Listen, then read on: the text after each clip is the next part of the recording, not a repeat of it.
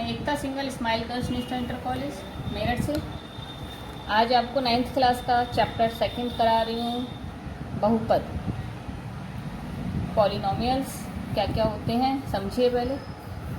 यदि n एक धनात्मक पूर्णांक है और a0, a1, an क्या है, अचर राशियाँ हैं तथा x एक चर राशि है, तो व्यंजक जो भी बनेगा हमारा an x की power n plus dot dot a0 तक चर x में एक बहुपद कहलाता है। ठीक है, इस टाइप का जो भी बनेगा पॉलिनोमियल वो क्या होगा, उसमें अचर राशि होगी और एक चर राशि होगी, तो x में एक बहुपद कहलाता है। यदि किसी बहुपद को चर राशि की घातों के आरोही या अवरोही क्रम में लिखा जाए तो बहुपद का मानक रूप कहलाता है। लेकिन किसी बहुपद को चर राशि की घातों के रूप में हम या तो आरोही क्रम पता है आपको, कम से ज़्यादा होता चला जाता है, अवरोही ज़्यादा से कम होती चली जाती हैं पावर्स, तो वो क्या कहलाता है, बहुपद का मानक रूप। बहुपद की घात, पॉलिनोमियल की घात कैसे पता चलती है, किसी बहुपद में सबसे बड़ी घात वाले पद के घातांक को उस बहुपद की घात कहते हैं। जैसे हमने एग्जाम्पल दे दिया x² + 2x + 4, ये कोई बहुपद दे रखा है हमें पॉलिनोमियल, हम पूछें इसकी घात क्या है, तो सबसे ज़्यादा पावर किसकी है, इसकी x की पावर 2, तो क्या होगी इसकी घात 2। तो क्या हुआ, किसी बहुपद में सबसे बड़ी घात वाले पद के घातांक को उस बहुपद की घात कहते हैं। ठीक है ना। पदों की संख्या के आधार पर हम कैसे पता चलेगा ये एक पदी बहुपद है या द्विपदी है, तो ये देखिएगा, एक पदी बहुपद ऐसे बहुपद जिसमें पदों की संख्या केवल एक हो, एक पदी कहलाएंगे।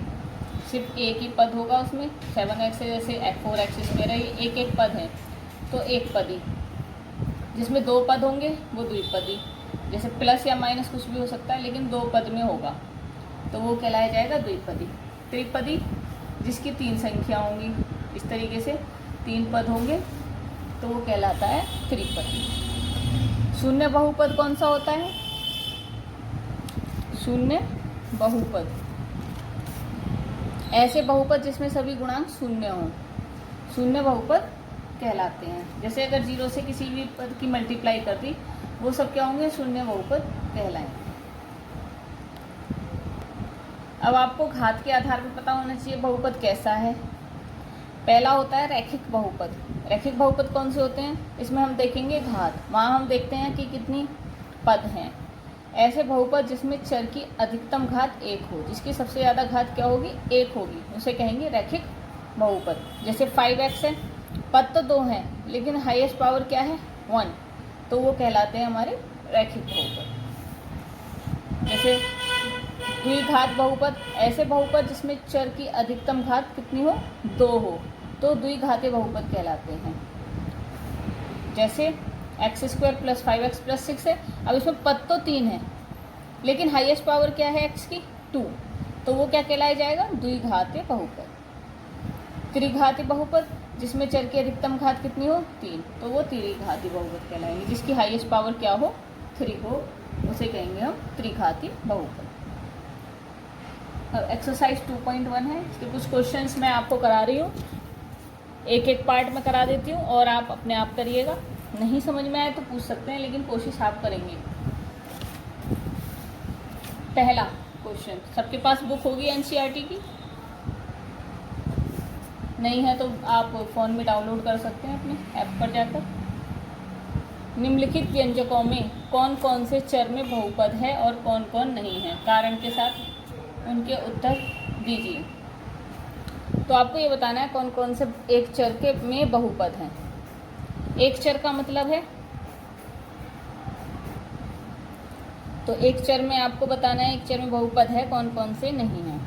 पहला देखिएगा 4x² - 3x + 7। एक चर का मतलब है, देखिए x ही इसमें है, x ही इसमें है, तो यहाँ पर क्या है, एक ही चर का हमारा प्रयोग हो रहा है, तो ये क्या है, एक चर बहुपद है। अब दूसरा है y² + √2, ये भी एक चर बहुपद है और इनकी घात भी देखनी है आपको, ये पूर्ण संख्या होनी चाहिए। ठीक है, तो ये होगी हमारी क्या बहुपद एक चर। अब यहाँ पर क्या आ रहा है, √2 आ रहा है, तो चर तो हमारा एक है, लेकिन इसकी जो घात है वो क्या है, पूर्ण संख्या नहीं है, क्योंकि हाफ आ रहा है, तो ये परिमेय संख्या के रूप में आ जाएगा, तो ये हमारा बहुपद नहीं है। y² + 2/y, ये 1y -1 आएगा, तो ये भी बहुपद नहीं है।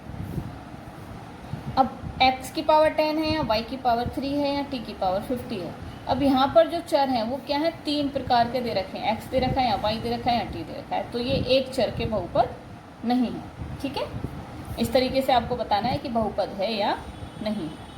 सेकंड क्वेश्चन में हमें क्या दे रखा है, प्रत्येक में x² का गुणांक बताना है, x² का गुणांक। जैसे क्वेश्चन मैं करा रही हूँ, उसके 2 पार्ट आप खुद करिएगा। 2 + x² + x, ये हमें क्वेश्चन दे रखा है फर्स्ट पार्ट। अब आपको x² का बताना है, तो x² में जितना भी मल्टीप्लाई होगा यहाँ पर वो क्या होगा, इसका गुणांक। अब यहाँ पर कुछ नहीं है आपको, तो यहाँ पर क्या होगा, 1 का मल्टीप्लाई ज़रूर होगा। ठीक है, जो भी यहाँ पर मल्टीप्लाई में दे रखा होगा x² के साथ, वो उसका गुणांक होता है। तो हम क्या लिखेंगे, x² का गुणांक कितना हो गया यहाँ पर, 1। जैसे लास्ट वाला बता देती हूँ मैं, √2x - 1, 2 पार्ट मैंने कराए, 2 पार्ट आपको करने हैं। अब यहाँ देखिएगा x² का गुणांक ही नहीं है यहाँ पर।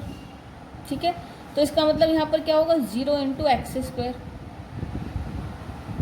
जब गुणांक नहीं है तो इसका मतलब 0 की मल्टीप्लाई होगी, तो जहाँ पर गुणांक x² ही नहीं है, x² का गुणांक पूछ रहा है, तो वहाँ पर क्या होगा, 0। ठीक है, नेक्स्ट आपको दे रखा है 35 घात के द्विपद का और 100 घात के एक पदी का एक उदाहरण, ये आप दीजिएगा। जिसमें घात 35 होगी एक उदाहरण दे देना और 100 का एक उदाहरण दे देना। नेक्स्ट है आपका बहुपद में से प्रत्येक बहुपद की घात ज्ञात कीजिए। देखिए घात मैंने अभी पीछे बताया था, फिर भी यहाँ पर एक क्वेश्चन एक पार्ट में मैं समझा रही हूँ।